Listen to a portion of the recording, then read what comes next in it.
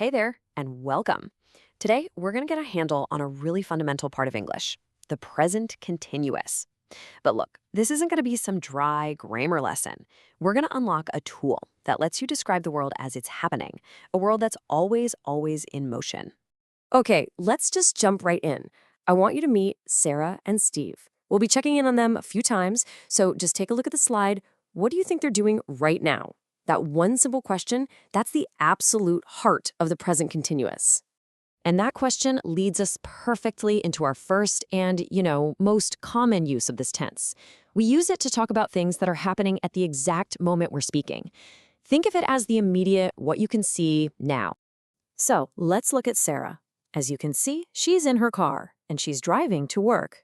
What this means is that the action, the driving, is happening at this very moment.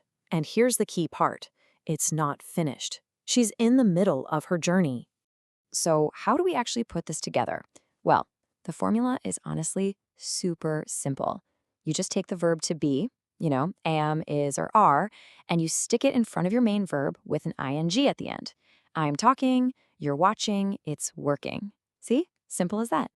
Here are a couple more classic examples you've probably heard a million times. If someone's making a racket, you'd say, I'm trying to work. Or if someone asks, where's Mark? The answer is, he's having a shower. Notice how all of these things are happening at the very moment they're being talked about. Okay, but what about actions that are in progress, but maybe not happening this exact second?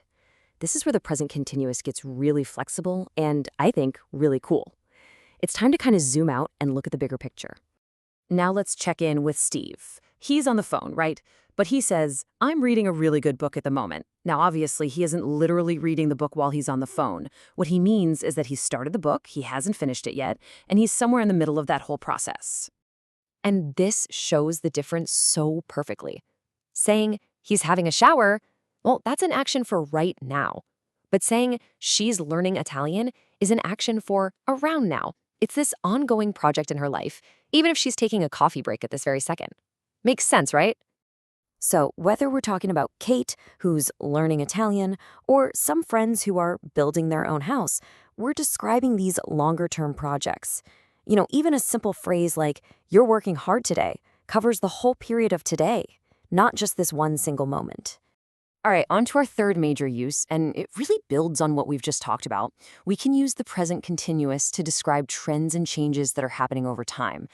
This is how we talk about a world that's constantly shifting, and it makes our language so much more dynamic. And to do this, we usually lean on some specific verbs of change. Words like getting, becoming, changing, improving, and increasing. These are like little signals that tell you a process or a trend is happening. This chart is a perfect visual for it. We look at this and say the population of the world is increasing. This isn't just a single event, right? It's a continuous, ongoing process. It started in the past, it's still happening right now, and it looks like it's going to continue. And this doesn't just apply to big global trends, it applies to personal feelings too. It lets you capture a change in your own perspective. You could say something like, at first, I didn't like my job, but I'm starting to enjoy it now. That single phrase just perfectly nails that feeling of transition, the change as it's actually happening. All right, we've covered the three main ways we use this tense, so I think it's time we put it all into practice. This is your chance to really apply what we've just gone over and see if it's clicking. You ready? So check this out. The present continuous often gives us the why behind the situation. If the problem is, I need to eat something soon, what's the reason? Well, I'm getting hungry. If we need to leave soon, it's because it's getting late. See how it explains what's going on? Okay, first question for you. Please don't make so much noise. Why not? How would you complete that sentence using the words I and try? Go on, take a second. Yep, that's it. I'm trying to work. A perfect classic example of something that's happening at the moment you're speaking. Let's try another one, this time focusing on change. The situation is already very bad, and now, how do you complete that thought with it and get? Exactly right. It's getting worse. We're using it to describe a trend, a negative change that is happening as we speak. Okay, last one for practice, and this is all about that bigger picture. Andrew started evening classes recently.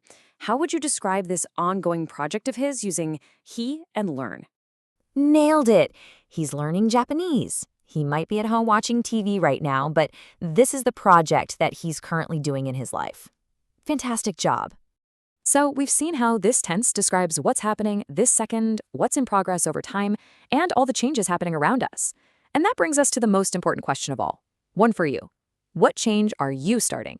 What new skill are you learning? What journey are you beginning right now? And that is the real power of the present continuous. It captures life, your life, as it's happening.